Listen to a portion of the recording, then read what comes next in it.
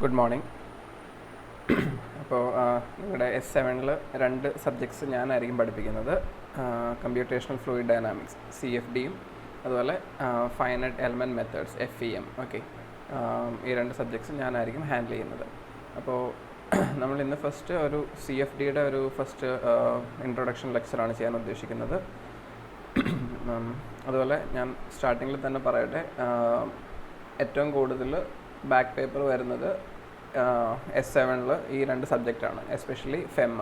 Okay, അപ്പോൾ അതുകൊണ്ട് starting മുതൽ കഴിയുന്നതും ശ്രദ്ധിച്ച് മനസ്സിലാക്കി പഠിക്കാൻ ശ്രമിക്കുക. ഓക്കെ, ഹൈലി മാത്തമാറ്റിക്കൽ എന്താ പറയുക, ഡെറിവേഷൻസും കാര്യങ്ങളൊക്കെയാണ് 2 സബ്ജക്റ്റിലും. അതുപോലെ 2 സബ്ജക്റ്റും ഒരു ഓവർലാപ്പിംഗ് വരും പല ഏരിയാസിലും. ഓക്കെ, അപ്പോൾ അതും ഒരു കൺഫ്യൂഷൻ ചിലപ്പോൾ ഇടയാക്കാം. ബട്ട് എന്താ പറയുക, 2 സബ്ജക്റ്റ് ആണെങ്കിലും നിങ്ങൾക്കൊരു ഒരു പ്രാക്ടിക്കൽ വ്യൂ കൺസിഡർ ചെയ്യുകയാണെങ്കിലും ഇമ്പോർട്ടൻ്റ് ആണ്. ഓക്കെ, ഇത് ജസ്റ്റ് ഒരു തിയറി മാത്രമല്ല, നിങ്ങൾക്കൊരു ഇൻഡസ്ട്രിയിലെല്ലാം ആവശ്യം വരുന്ന കാര്യങ്ങളാണിത്. ഓക്കെ, അപ്പോൾ ഫസ്റ്റ് ഇന്ന് ഞാൻ CFDയുടെ ലെക്ചർ വെച്ചാണ് സ്റ്റാർട്ട് ചെയ്യുന്നത്. അപ്പോൾ CFD, ഓക്കെ, CFD എന്ന് പറഞ്ഞു കഴിഞ്ഞാൽ അതിൻ്റെ full form computational fluid dynamics എന്നാണ്. Okay, computational fluid dynamics. അപ്പോൾ പേരിലുള്ള പോലെ തന്നെ ബേസിക്കലി ഫ്ലൂയിഡ് ഡൈനാമിക്സ് അല്ലെങ്കിൽ ഫ്ലൂയിഡ് ഫ്ലോ അനലൈസ് ചെയ്യാനായിട്ടുള്ള ഒരു മെത്തേഡാണ് ശരിക്കും CFD എന്ന് പറയുന്നത്. CFD എന്ന് പറഞ്ഞു കഴിഞ്ഞാൽ ആക്ച്വലി ഒരു ഇൻ്റർ ഡിസിപ്ലിനറി ഫീൽഡായിട്ടാണ് വരാം. നമുക്ക് അതിൽ ഫിസിക്സ് ഇൻവോൾവ് ആണ്. അതായത് നമ്മുടെ ഫ്ലോ എല്ലാം അത് ഗവേൺ ചെയ്യുന്നത് അതിൻ്റെ ഗവേണിങ് ഇക്വേഷൻസ് എന്നാണ് തന്നെ പറയാം. ഓക്കെ, അതായത് ഫിസിക്സ് ആണ്, ഫിസിക്കൽ ഇക്വേഷൻസ് ഉണ്ടാവും. ആ ഇക്വേഷൻസിൻ്റെ ബേസിസിലായിരിക്കും ഈ ഫ്ലോ എല്ലാം നടക്കുന്നത്. ഓക്കെ, അപ്പോൾ അതിൽ ഫിസിക്സ് ഇൻവോൾവ് ആണ്. അപ്പോൾ ഈ ഫിസിക്സിൽ നിന്ന് നമുക്ക് കിട്ടുന്ന equations, okay, basically mass conservation, momentum conservation, ഇങ്ങനത്തെ ഇക്വേഷൻസ് ആണ് ഉദ്ദേശിക്കുന്നത്.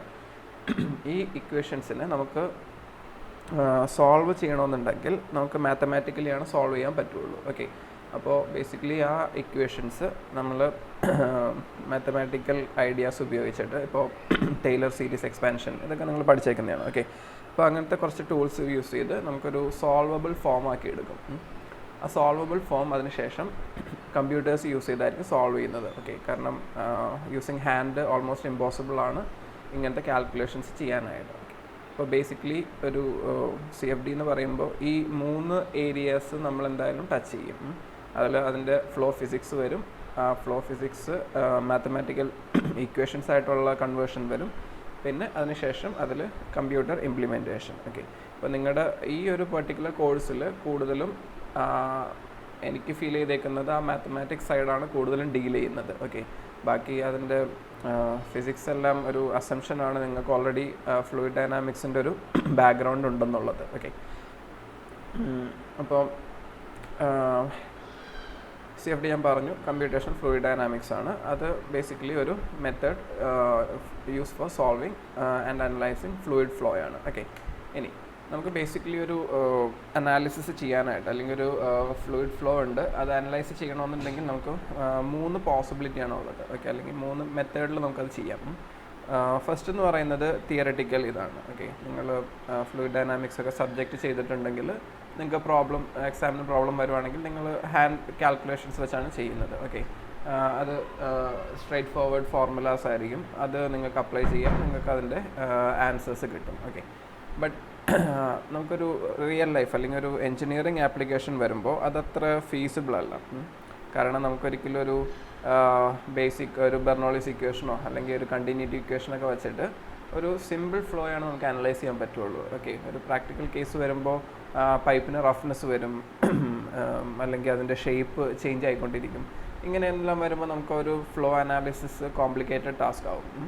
അപ്പോൾ തിയറി വെച്ചിട്ട് നമുക്കൊരു ഹൈലി ലിമിറ്റഡ് കേസസ് മാത്രമേ നമുക്ക് അനാലിസിസ് ചെയ്യാൻ പറ്റുള്ളൂ. ഓക്കെ, വേറെ ഓപ്ഷൻ എന്ന് പറയുന്നത് എക്സ്പെരിമെൻ്റ് ആണ്.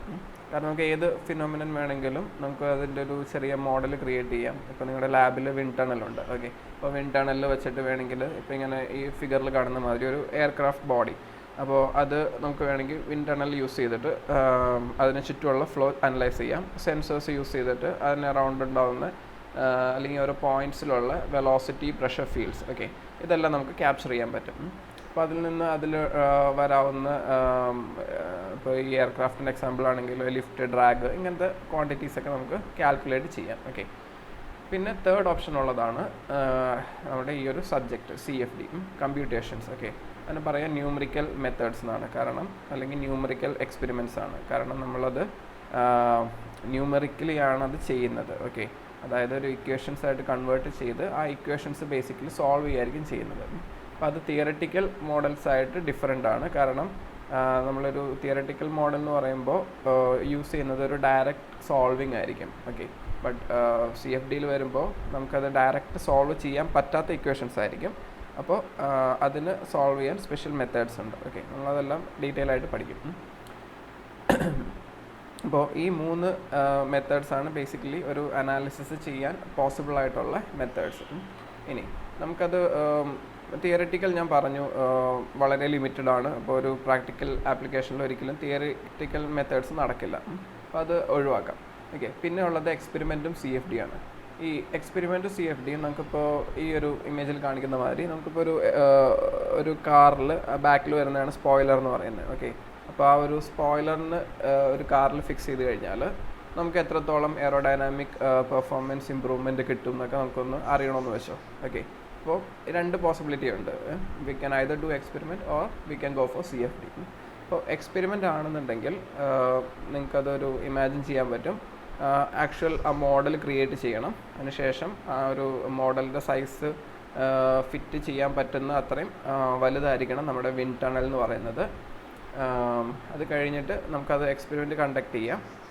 എക്സ്പെരിമെൻറ്റ് കണ്ടക്ട് ചെയ്യുമ്പോൾ നമ്മളിപ്പോൾ ഓരോ പോയിൻറ്റിലും അതായത് ഒരു ലാർജ് നമ്പർ ഓഫ് സെൻസേഴ്സ് വേണം. ഓക്കെ, എന്നാലാണ് നമുക്ക് മൾട്ടിപ്പിൾ പോയിൻറ്റ്സിലുള്ള വെലോസിറ്റി, പ്രഷർ എന്താണെന്ന് വെച്ച് കഴിഞ്ഞാൽ കാൽക്കുലേറ്റ് ചെയ്യാൻ പോസിബിൾ ആവുള്ളൂ. ഓക്കെ, നമ്മളിപ്പോൾ ഒറ്റ സെൻസർ വയ്ക്കുന്നെങ്കിൽ ആ ഒരു പെർട്ടിക്കുലർ ലൊക്കേഷനിൽ മാത്രമാണ് നമ്മൾ വെലോസിറ്റി മോണിറ്റർ ചെയ്തുകൊണ്ടിരിക്കുക.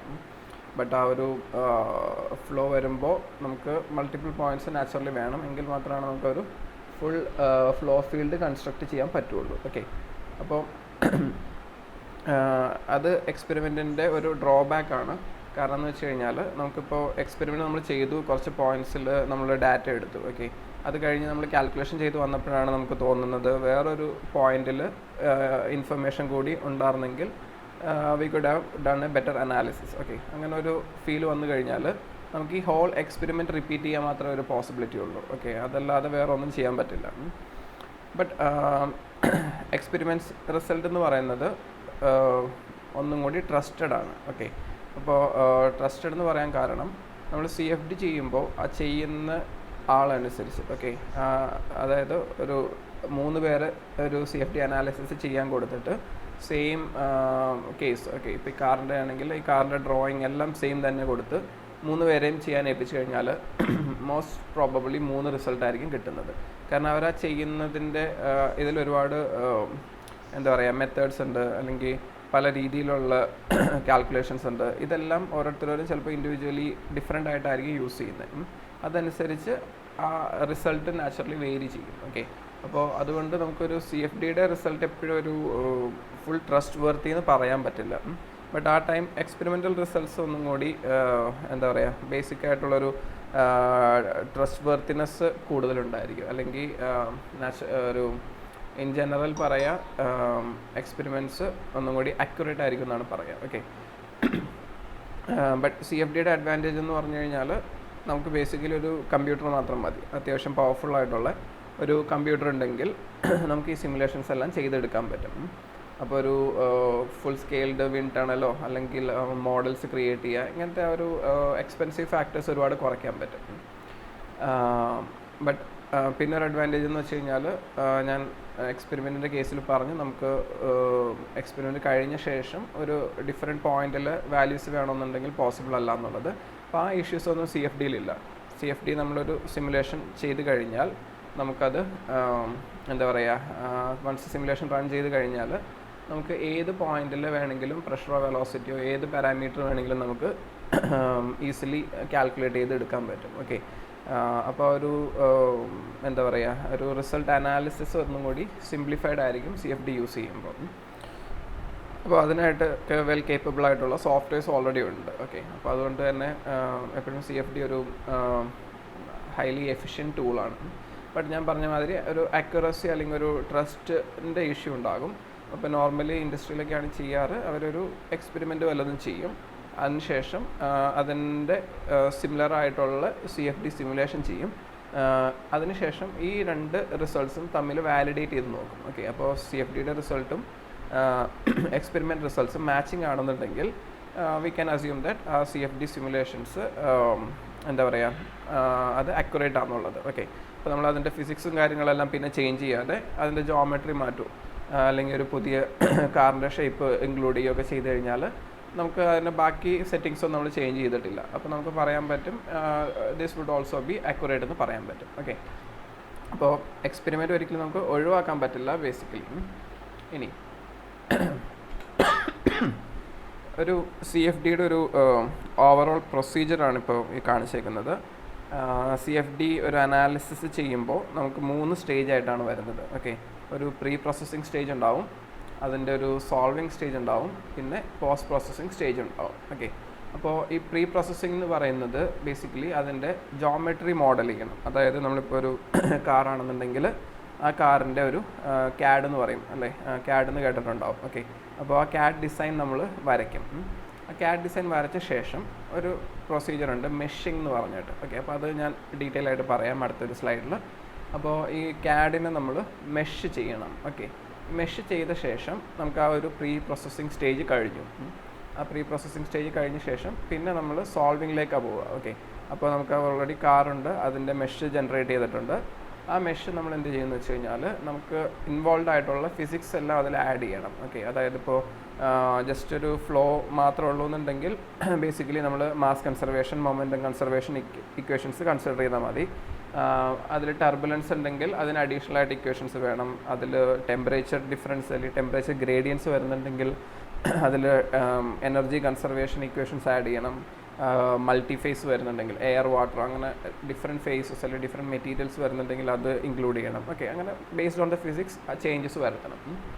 അതിനുശേഷം ആ ഒരു ഫിസിക്സ് ഇക്വേഷൻസ് എല്ലാം റെഡി ആയിരിക്കും. ആ ഇക്വേഷൻസിനെ നമ്മൾ സോൾവ് ചെയ്യണം അടുത്ത സ്റ്റെപ്പായിട്ട്. ഓക്കെ, അപ്പോൾ അത് സോൾവ് ചെയ്ത ശേഷം നമുക്കപ്പോൾ ആ ഒരു നമ്മൾ ചെയ്ത അനാലിസിസിൻ്റെ ഒരു റിസൾട്ട്സ് കിട്ടിയിട്ടുണ്ടാവും. അത് നമ്മൾ അനലൈസ് ചെയ്ത് അതിൽ നിന്ന് മീനിങ് ഡാറ്റ എടുക്കുന്നതിന് പോസ്റ്റ് പ്രോസസ്സിംഗ് സ്റ്റേജ് എന്നും പറയും. ഓക്കെ, ഇത് 3 ഒരു ഓവർവ്യൂ എന്നുള്ളത് പറയുന്നത്. ഓക്കെ, ഇനി ഈ പ്രീ പ്രോസസ്സിംഗ് എന്നുള്ള സ്റ്റേജ്. ഓക്കെ, അപ്പോൾ നിങ്ങൾക്ക് CAD എന്നുള്ള ടേം എല്ലാം ഫെമിലിയർ ആയിരിക്കും. അപ്പോൾ നമ്മൾ CAD ഇപ്പോൾ ഏതെങ്കിലും സോഫ്റ്റ്വെയർ യൂസ് ചെയ്ത് എങ്ങനെയാണെങ്കിലും നമുക്കൊരു CAD ഡ്രോയിങ് ചെയ്തെടുക്കാം.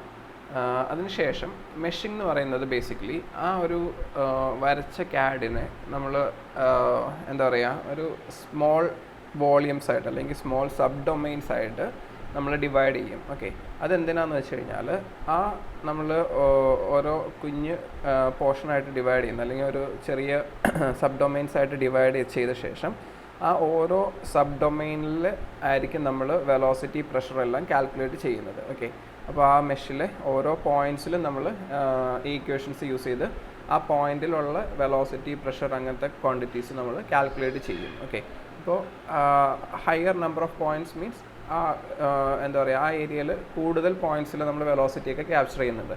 അപ്പോൾ നമുക്കൊന്നും കൂടി അക്യുറേറ്റ് ആയിട്ടുള്ള റിസൾട്ട് ആയിരിക്കും വരുന്നത്. അപ്പോൾ ഇപ്പോൾ നിങ്ങളിപ്പോൾ ഈ ഒരു ഫിഗർ നോക്കിയാൽ കാണാം, ആ കാറിൻ്റെ റീജിയൻ ഭയങ്കര ബ്ലാക്ക് ആയിട്ടാണ് കാണാം ഈ ഒരു ഇമേജിൽ. ഓക്കെ, കാരണം എന്ന് വെച്ച് കഴിഞ്ഞാൽ അവിടുത്തെ മെഷ് ഭയങ്കര റിഫൈൻഡ് ആണ്, ചെറിയ മെഷസ് ആണ്. കാരണം ആ കാറിന് ചുറ്റുമായിരിക്കും ഒരു മേജർ ഫിസിക്കൽ ഫിനോമിനൻസ് അല്ലെങ്കിൽ നമുക്ക് ഇൻട്രസ്റ്റഡ് ആയിട്ടുള്ള ഫിസിക്കൽ ഫിനോമിനൻ എല്ലാം കാറിന് ചുറ്റുമായിരിക്കും. ഓക്കെ, പകരം ഇപ്പോൾ ഇവിടെ ഈ ബാക്കിലൊന്നും അത്ര ഒന്നും പ്രത്യേകിച്ച് കാര്യമായിട്ടൊന്നും സംഭവിക്കാൻ പോകുന്നില്ല. അപ്പോൾ അതുകൊണ്ട് അവിടെ എല്ലാം അല്പം കോഴ്സ് മെഷ് ആയാലും കുഴപ്പമില്ല. ബട്ട് ഈ കാറിന് അറൗണ്ട് അത്യാവശ്യം ഫൈനായിട്ടുള്ള അതായത് റിഫൈൻഡ് മെഷിങ് ആയിരിക്കണം നമുക്ക് വേണ്ടത്. ഓക്കെ, ഇനി സോൾവിങ് എന്ന് പറയുന്ന സ്റ്റേജിൽ ബേസിക്കലി കാണുന്ന ഇക്വേഷൻസിൻ്റെ പേര് പറയുന്നത് നേവിയർ സ്റ്റോക്സ് ഇക്വേഷൻ എന്നാണ്. അതിൻ്റെ ഡെറിവേഷനും എല്ലാം ഈ ഒരു ലെക്ചറിൽ വരും. അപ്പോൾ ബേസിക്കലി അത് mass conservation equation, momentum conservation ഇക്വേഷനാണ് ഈ കാണുന്നത്. ഓക്കെ, ഈ ഇക്വേഷൻസ് ആണ് നമ്മൾ സോൾവ് ചെയ്തിട്ട് നമുക്ക് ഇപ്പോൾ ഈ ഇക്വേഷൻസ് നോക്കിയാൽ കാണാം, നമുക്ക് ഒരു വെലോസിറ്റീസ് UVW. ഓക്കെ, അതായത് x velocity, y velocity, Z velocity. ആ വെലോസിറ്റി കമ്പോണൻസ് അൺനോൺ ആണ്. അതുപോലെ പ്രഷർ P എന്നുള്ളത് അൺനോൺ ആണ്. അപ്പോൾ നമുക്ക് ബേസിക്കലി 4 അൺനോൺ ആണുള്ളത്. അപ്പോൾ നമ്മൾ ഈ 4 ക്വാണ്ടിറ്റീസ് ആ മെഷിൽ ഓരോ പോയിന്റിലും കാൽക്കുലേറ്റ് ചെയ്ത് കഴിഞ്ഞാൽ നമുക്ക് ആ ഒരു overall pressure field and velocity field obtain ചെയ്യാൻ പറ്റും. ഓക്കെ, ബാക്കി ക്വാണ്ടിറ്റീസ് എല്ലാം ഇപ്പോൾ സ്ട്രെസ്സും കാര്യങ്ങളും എല്ലാം തന്നെ ഇതിൽ നിന്ന് രണ്ടിൽ നിന്നും ഡിറൈവ് ചെയ്തെടുക്കാവുന്ന ക്വാണ്ടിറ്റീസാണ്.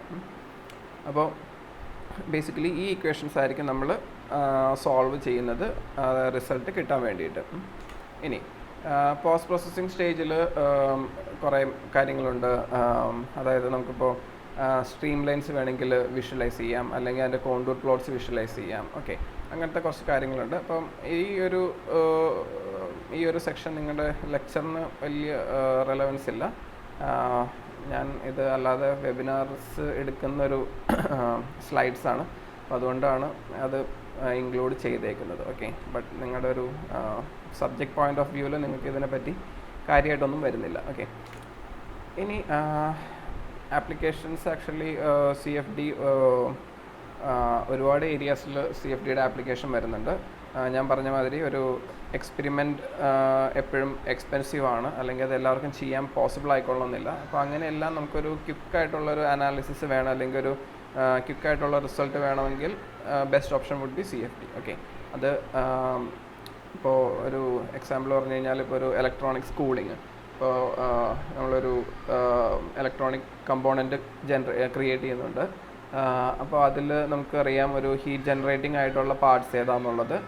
അപ്പോൾ അത് എന്താ പറയുക, അത് കൂളിംഗ് നമുക്ക് എഫിഷ്യൻ്റായിട്ട് ചെയ്യണമെന്നുണ്ടെങ്കിൽ നമ്മൾ അതിൻ്റെ ലൊക്കേഷൻസ് എങ്ങനെ ചെയ്യാം, അല്ലെങ്കിൽ എങ്ങനെ എയർ ഫ്ലോ എങ്ങനെ വരുത്തണം, എങ്ങനെ കൺട്രോൾ ചെയ്യണം, ഇതെല്ലാം നമുക്ക് വേണമെങ്കിൽ CFD യൂസ് ചെയ്ത് ഈസിലി കാൽക്കുലേറ്റ് ചെയ്യാൻ പറ്റും. ഓക്കെ, അപ്പോൾ ഇത് ടെക്സ്റ്റിൽ കൂടുതൽ ഡീറ്റെയിൽസ് ഉണ്ട്, അത് ഒന്ന് നോക്കാം. ഇനി ഇതൊന്നും നിങ്ങൾക്ക് റെലവൻ്റ് അല്ല. ഓക്കെ, അപ്പോൾ ജസ്റ്റ് ഒരു ക്വിക്ക് ഇൻട്രൊഡക്ഷൻ ആണ്. ഞാൻ CFD എന്താണെന്ന് ഒന്ന് മനസ്സിലാക്കി തരാൻ വേണ്ടി ഒരു ചെയ്തെന്നുള്ളൂ.